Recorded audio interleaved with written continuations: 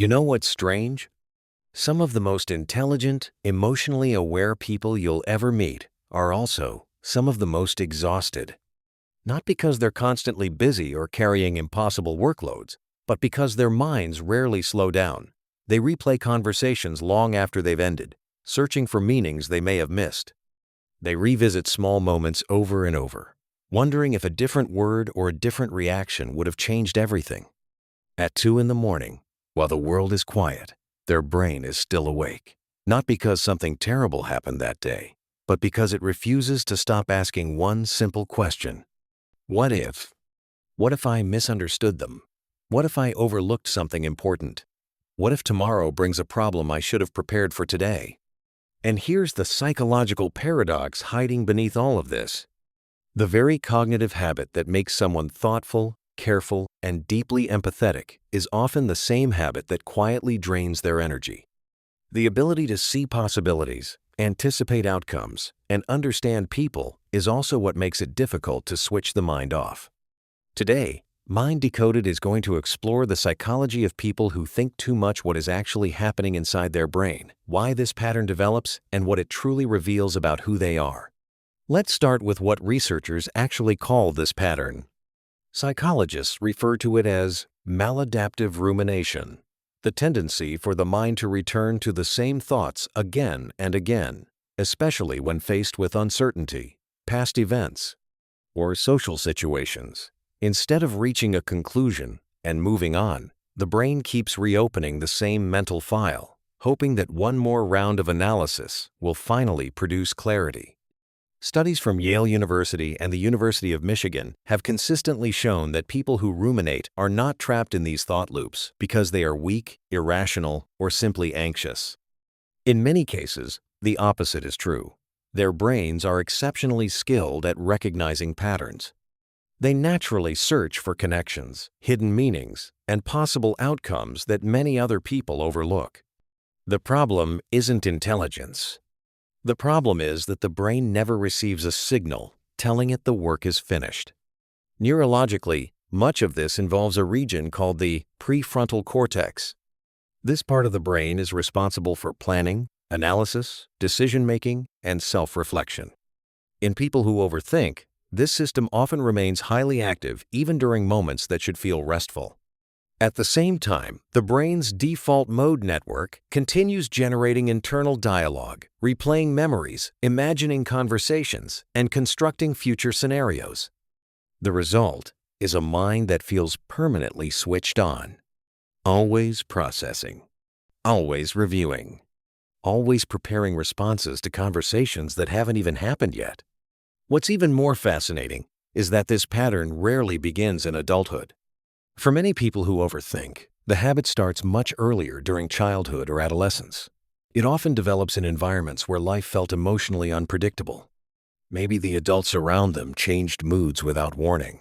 Maybe small mistakes carried unusually big consequences. Or perhaps they learned that staying alert was the safest way to avoid conflict or disappointment.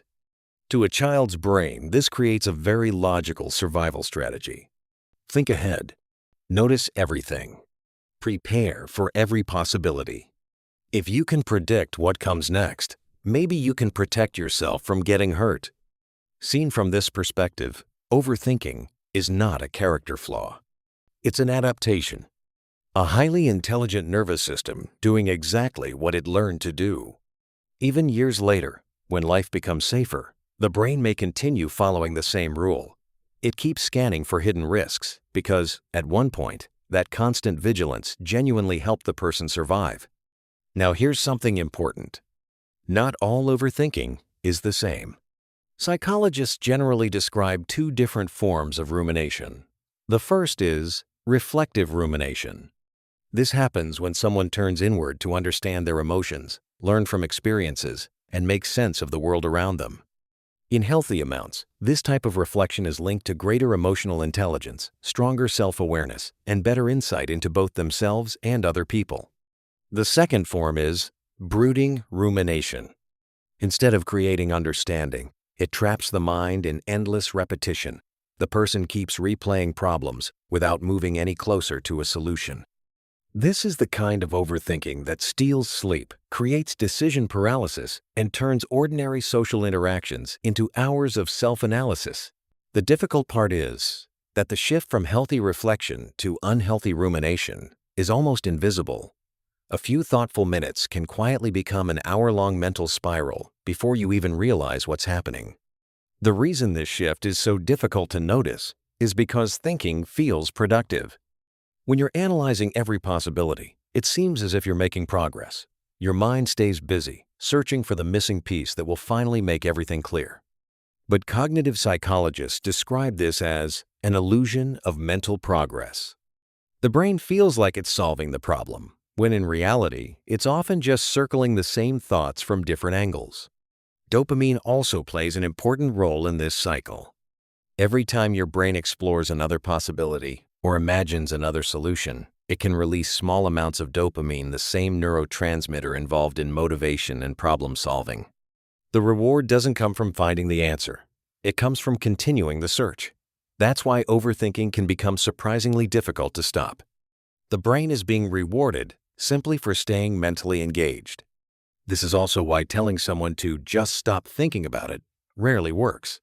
From the brain's perspective, it isn't creating a problem. It's trying to solve one. So what does this pattern actually reveal about a person? Interestingly, the research points towards something many overthinkers never realize about themselves. A 2013 study published in Times Psychological Science Times found that people who reported higher levels of rumination also tended to score higher on measures of cognitive empathy, the ability to understand how other people think and feel. They often notice subtle emotional shifts that others completely miss. They pay attention to body language. They remember small details from conversations. They can sense tension before anyone says a word. The very mental system that makes overthinking so exhausting is often the same system that makes these people remarkably perceptive. But perception without resolution comes at a cost. The more possibilities you can imagine, the harder it becomes to settle on just one. Every decision seems incomplete because your mind keeps generating another angle, another explanation, another what if. Eventually, clarity feels farther away, even after hours of thinking.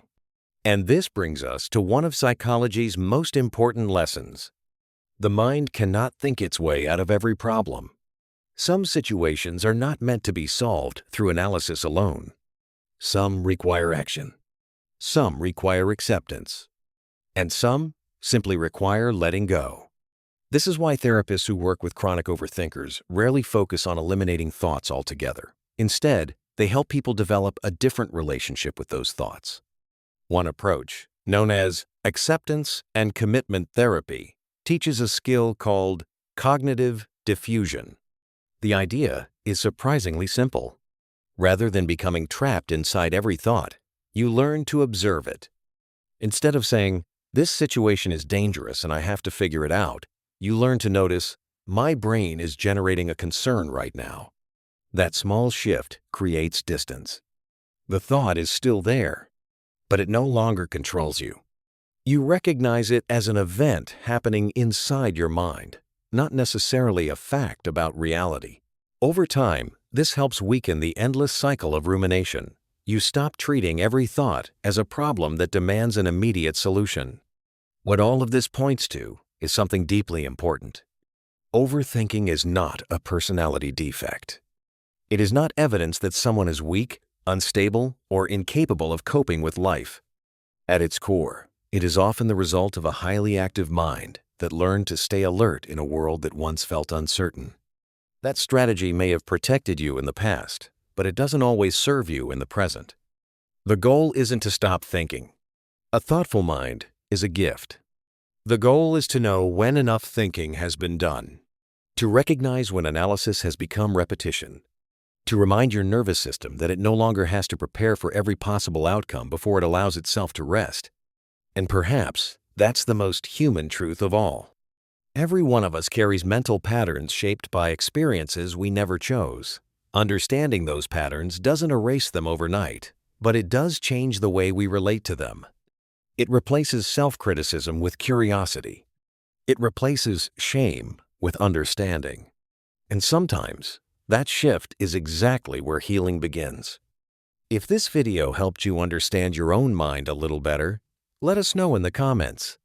Do you find yourself thinking long after everyone else has moved on? Or have you learned how to quiet that constant mental noise?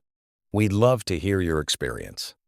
And if you're curious about the hidden psychology behind the way we think, feel, and behave, subscribe to Mind Decoded. Because sometimes, understanding your mind is the first step toward finally finding peace.